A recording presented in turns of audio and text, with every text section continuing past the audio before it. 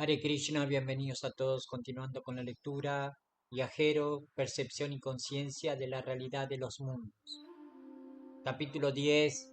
El ego falso y la construcción de la realidad. La pregunta más importante. Entre todas las preguntas que un ser humano puede formularse, existe una que ocupa un lugar central. ¿Quién soy yo? La respuesta que una persona dé a esta pregunta determinará prácticamente toda su visión del mundo. Determinará sus objetivos, determinará sus relaciones, determinará sus miedos, determinará sus deseos, determinará incluso la forma en que interpreta la realidad. Por esta razón, la filosofía védica considera que la cuestión de la identidad constituye el fundamento de toda búsqueda espiritual. Si la identidad es comprendida correctamente, la percepción comienza a alinearse con la verdad. Si la identidad es comprendida incorrectamente, toda la estructura de la percepción se vuelve distorsionada. En este punto aparece uno de los conceptos más importantes de las enseñanzas de Srila Prabhupada, el ego falso. ¿Qué es el ego falso? En el lenguaje cotidiano la palabra ego se suele asociar con orgullo, arrogancia o exceso de autoestima. Sin embargo, el término sánscrito ahankara posee un significado mucho más profundo. Ahankara significa literalmente yo soy. El problema no es la existencia de una identidad, el alma posee una identidad eterna. El problema aparece cuando esa identidad se basa en algo que no somos.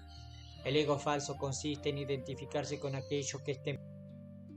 Cuando el alma dice soy este cuerpo, soy hombre, mujer, rico, pobre, joven, viejo, etc., está actuando bajo la influencia del ego falso. Estas descripciones pueden referirse al cuerpo, pero no describen al alma. El nacimiento de la falsa identidad. Según los Vedas, el alma es originalmente pura, eterna y consciente de su relación con Krishna.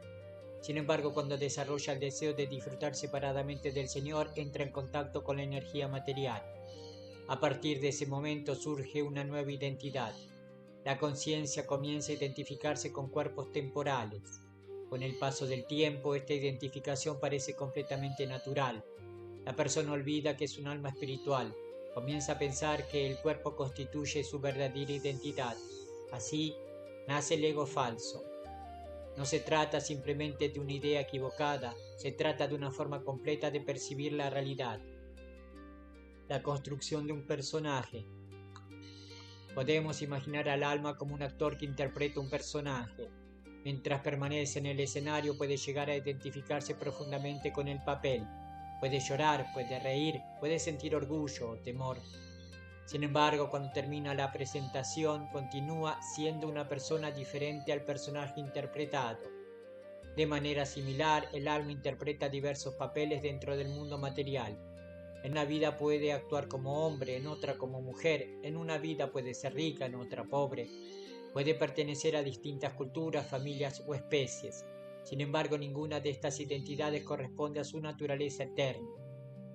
El problema surge cuando el actor olvida que está actuando. Entonces comienza a creer que el personaje es su verdadera identidad. La realidad filtrada por el ego. El ego falso no solo determina cómo nos vemos a nosotros mismos, también determina cómo vemos el mundo. Todo aquello que favorece la identidad material parece atractivo, todo aquello que la amenaza parece indeseable. Por ejemplo, una persona profundamente identificada con su posición social interpretará los acontecimientos principalmente en términos de prestigio y reconocimiento. Otra persona identificada con sus posesiones materiales interpretará el mundo en términos de ganancias y pérdidas. El ego selecciona aquello que considera importante, luego organiza la percepción alrededor de esos intereses. De esta manera, la realidad objetiva queda oculta detrás de interpretaciones subjetivas, mío y yo. Los Vedas explican que el ego falso genera dos ilusiones principales. Yo soy este cuerpo, todo lo relacionado con este cuerpo es mío. Estas dos ideas constituyen la base de toda la experiencia material. A partir de ellas surgen conceptos como mi familia, mi nación, mi propiedad, mi prestigio, mi éxito, mi fracaso. Naturalmente, estas relaciones poseen una existencia práctica dentro del mundo material. Sin embargo, el problema aparece cuando se consideran absolutas. La realidad demuestra constantemente que todas estas designaciones son temporales. El cuerpo cambia, las circunstancias cambian, las relaciones cambian. La muerte finalmente obliga a abandonar todo aquello que parecía permanente. El ego y el sufrimiento. Gran parte del sufrimiento humano surge precisamente de esta identificación errónea. Cuando el ego falso se fortalece, cualquier amenaza a la identidad material se experimenta como una amenaza al propio ser. La crítica genera dolor, la pérdida genera angustia, el fracaso genera desesperación, la envidia genera conflicto, el orgullo genera decepción. Esto ocurre porque la conciencia ha quedado atrapada dentro de una identidad artificial. Cuanto más fuerte es la identificación material, más vulnerable se vuelve la persona ante las inevitables transformaciones del mundo. Por ello, Srila Prabhupada enseñaba que el verdadero alivio del sufrimiento comienza cuando comprendemos nuestra identidad espiritual. El ego y la percepción de los demás. El ego falso también afecta profundamente la forma en que percibimos a otras personas. En lugar de ver almas espirituales, vemos etiquetas, vemos nacionalidades, vemos profesiones, vemos apariencias físicas, vemos afiliaciones sociales. Estas categorías pueden resultar útiles en determinadas circunstancias prácticas, pero no describen la esencia del ser. Cuando la conciencia se espiritualiza, la percepción cambia gradualmente. La persona comienza a reconocer la presencia del alma en todos los seres. Surge una visión más profunda y compasiva de la realidad. Esta transformación constituye una de las características más importantes del desarrollo espiritual. La falsa sensación de control. Otra manifestación del ego falso consiste en la creencia de que somos los controladores supremos. La persona piensa: yo he logrado esto, yo soy el creador de mi destino, todo depende de mí. Sin embargo, la observación honesta revela una realidad diferente. Nadie controla completamente su cuerpo, nadie controla el envejecimiento, nadie controla la muerte, nadie controla las circunstancias que afectan su vida. Esto no significa que el esfuerzo carezca de importancia, significa simplemente que existe una diferencia entre participar y controlar absolutamente. El ego falso exagera nuestra posición dentro del universo. La sabiduría espiritual la sitúa en su dimensión correcta. El ego verdadero. Cuando los Vedas hablan de eliminar el ego falso, no proponen destruir toda identidad. La meta no es convertirse en una entidad sin individualidad. La meta consiste en recuperar el ego verdadero. El ego verdadero se basa en una comprensión diferente. No soy este cuerpo, soy un alma espiritual, soy un sirviente eterno de Krishna. Esta identidad no depende de circunstancias externas, no depende de riqueza, no depende de prestigio, no depende de edad, nacionalidad o condición social. Permanece constante a través de todas las transformaciones materiales. Por ello constituye una base mucho más sólida para la percepción de la realidad. La transformación de la conciencia. A medida que el ego falso disminuye, ocurre una transformación profunda. La percepción comienza a cambiar. Las situaciones ya no se interpretan exclusivamente en términos de beneficio o pérdida personal. La persona empieza a preguntarse: ¿cómo puedo servir? ¿Qué puedo aprender? ¿Cómo puedo acercarme más a Krishna? La realidad deja de girar alrededor del ego y comienza a organizarse alrededor de la verdad espiritual. Este cambio representa una revolución interna. No altera necesariamente las circunstancias externas, pero transforma completamente la manera de experimentarlas. El viajero y su verdadera identidad. En el contexto de este libro, el alma es presentada como un viajero. Sin embargo, para comprender verdaderamente el viaje, primero debemos comprender quién es el viajero. Mientras el alma se identifique con los vehículos temporales que utiliza, interpretará incorrectamente toda la experiencia. Solo cuando reconoce su identidad eterna puede comenzar a comprender correctamente los diferentes mundos que atraviesa. El desarrollo de la conciencia consiste precisamente en este proceso de despertar. Es un viaje desde la identificación material hacia la comprensión espiritual, desde la ilusión hacia la realidad, desde el ego falso hacia el ego verdadero. Conclusión del capítulo. El ego falso constituye una de las principales causas de la percepción distorsionada.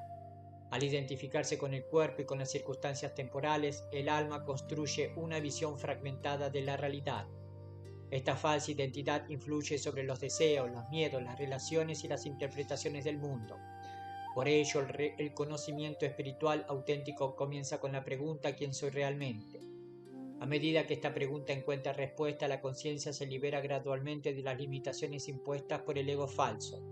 La percepción se vuelve más objetiva, la realidad comienza a revelarse con mayor claridad.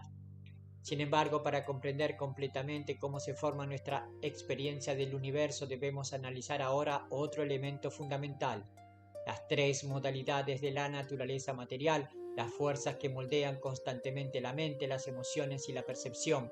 Ese será el tema de nuestro próximo capítulo: las tres modalidades y los filtros de la realidad. Capítulo 11.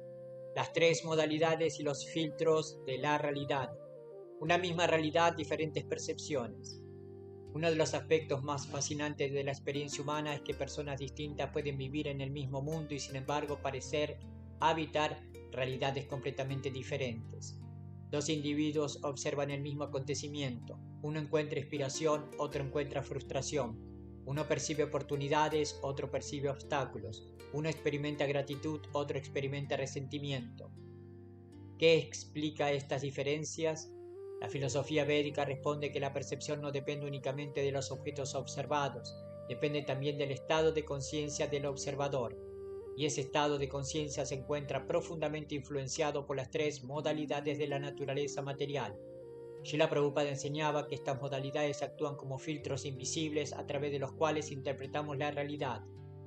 Comprenderlas resulta esencial para cualquier persona interesada en desarrollar una percepción más objetiva del mundo. ¿Qué son las modalidades? La palabra sánscrita guna significa literalmente cualidad, hilo, soga o atributo. Los Vedas explican que toda la naturaleza material se encuentra constituida y gobernada por las tres modalidades fundamentales: sattva guna bondad, raja guna pasión, tama guna ignorancia. Estas tres energías se combinan constantemente en diferentes proporciones, produciendo innumerables variedades de experiencias y comportamientos. Podemos compararlas con los colores primarios que al mezclarse generan una enorme diversidad de tonalidades. De manera similar, todas las condiciones psicológicas y materiales del universo surgen de diferentes combinaciones de estas tres modalidades. Nadie dentro del mundo material está completamente libre de su influencia. La modalidad de la ignorancia.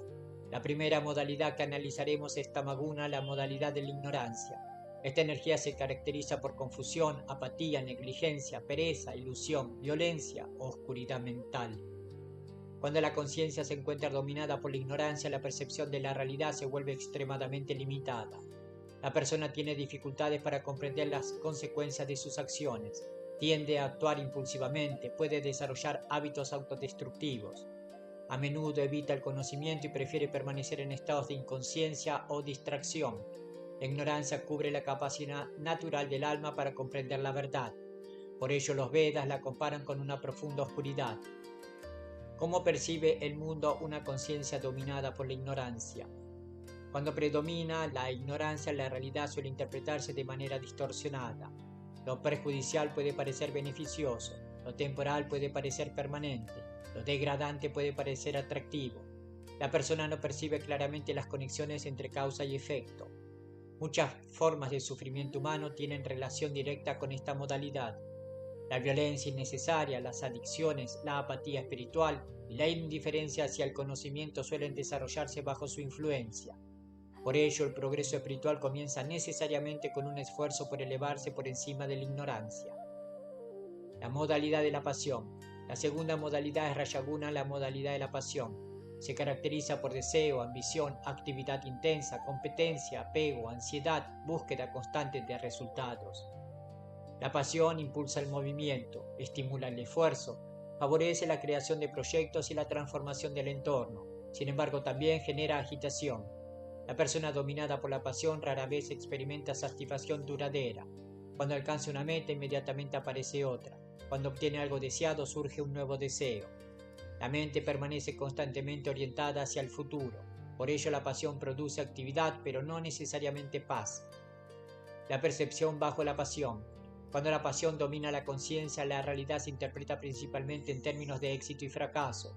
Las personas, los objetos y las circunstancias son evaluados según su utilidad para satisfacer determinados deseos. La percepción se vuelve selectiva. La atención se dirige hacia aquello que promete placer, poder o reconocimiento.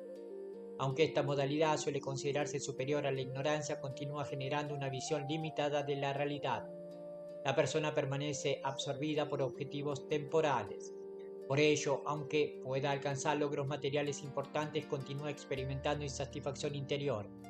Srila Prabhupada señalaba que la pasión mantiene al alma fuertemente vinculada al ciclo de acción y reacción kármica. La modalidad de la bondad. La tercera modalidad es Sattva-guna, la modalidad de la bondad.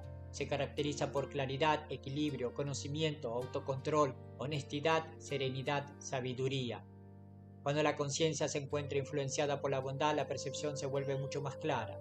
La persona desarrolla interés por el conocimiento, reflexiona antes de actuar, comprende mejor las consecuencias de sus decisiones, busca armonía en lugar de conflicto, valora la verdad por encima de la conveniencia. Por ello, la bondad representa la modalidad más favorable para el desarrollo espiritual. ¿Cómo ve el mundo una persona en bondad? Bajo la influencia de la bondad, la realidad comienza a percibirse con mayor objetividad. La mente se vuelve más estable, las emociones dejan de dominar completamente las decisiones, la inteligencia puede funcionar con mayor claridad. La persona empieza a reconocer principios universales que trascienden intereses egoístas inmediatos. Sin embargo, los Vedas señalan una verdad importante. Incluso la bondad sigue perteneciendo a la naturaleza material. Aunque proporciona una percepción mucho más refinada, todavía no constituye la visión espiritual completa. La bondad ilumina, pero aún no libera totalmente. Las modalidades como filtros. Podemos imaginar las modalidades como lentes de diferentes colores. Si una persona observa el mundo a través de un cristal oscuro, todo permanecerá oscuro. Si observa a través de un cristal rojo, todo parecerá rojizo. El mundo parece igual, lo que cambia es el filtro. De manera similar, las modalidades actúan sobre la conciencia. La realidad objetiva no se modifica, lo que cambia es la forma en que se es percibida. Por ello, dos personas sometidas a diferentes modalidades pueden interpretar el mismo acontecimiento de maneras radicalmente distintas. Este principio resulta fundamental para comprender la relación entre conciencia y percepción. La lucha interna de las modalidades. Las tres modalidades no permanecen estáticas, interactúan constantemente. A veces predomina la bondad, en otros momentos predomina la pasión y en ciertas circunstancias predomina la ignorancia. Esta dinámica explica muchas fluctuaciones psicológicas experimentadas por los seres humanos. Una persona puede sentirse inspirada por la mañana, ambiciosa al mediodía y apática por la noche. Las modalidades están continuamente influyendo sobre la mente. Comprender esta influencia ayuda a desarrollar una visión más profunda de nuestra propia experiencia interior. Más allá de las modalidades. Aunque la bondad representa una condición favorable, los Vedas enseñan que el objetivo final no consiste simplemente en permanecer dentro de ella. La meta última es trascender completamente las tres modalidades. Krishna explica en el Bhagavad Gita que el alma puede elevarse más allá de la bondad, la pasión y la ignorancia mediante el servicio devocional puro. Cuando la conciencia se establece firmemente en relación con Krishna, deja de ser controlada por estas energías materiales. La percepción alcanza entonces un nivel completamente nuevo. No se trata simplemente de una mente más tranquila, se trata de una conciencia espiritualmente despierta. La conciencia de Krishna y la visión objetiva. Srila Prabhupada enseñaba que la conciencia de Krishna constituye la posición trascendental. En este estado, la percepción ya no depende principalmente de las modalidades materiales. La persona comienza a ver el alma detrás del cuerpo, la acción del karma detrás de los acontecimientos, la presencia de Krishna detrás de la creación, el propósito espiritual detrás de las experiencias de la vida. Esta visión no surge de la imaginación, surge de una conciencia liberada de los filtros materiales. Por ello, el conocimiento espiritual auténtico conduce progresivamente hacia una percepción más objetiva de la realidad. Los mundos y las modalidades. A medida que avancemos en este libro, exploraremos diferentes niveles de existencia descritos en los Vedas. Sin embargo, para comprender esos mundos, primero debemos comprender los filtros que condicionan nuestra percepción. Mientras la conciencia permanezca dominada por la ignorancia, la realidad espiritual parecerá lejana o inexistente. Mientras permanezca dominada por la pasión, la atención seguirá absorbida por objetivos materiales. Solo cuando la conciencia se eleva y se purifica, comienza a desarrollarse la capacidad de comprender dimensiones superiores de la existencia. Por ello, el estudio de las modalidades constituye una preparación indispensable para explorar los mundos descritos por la sabiduría védica. Conclusión del capítulo. Las tres modalidades de la naturaleza material actúan como filtros que moldean constantemente la percepción humana. La ignorancia oscurece, la pasión agita, la bondad ilumina. Sin embargo, ninguna de ellas representa la meta final. El propósito del desarrollo espiritual consiste en trascender estas influencias mediante la purificación de la conciencia. A medida que esto ocurre, la percepción se vuelve más objetiva y más cercana a la realidad tal como es. El viajero comienza entonces a comprender que la realidad no se limita al mundo físico visible. Existen múltiples niveles de existencia, diferentes planos de experiencia y vastas regiones del cosmos descritas en las escrituras védicas. Para explorarlos adecuadamente, primero debemos comprender cómo el conocimiento auténtico llega hasta nosotros. Ese será el tema de nuestro próximo capítulo, el conocimiento descendente y la percepción objetiva de la realidad. Srila Prabhupada Ki Jai, Hari Bol.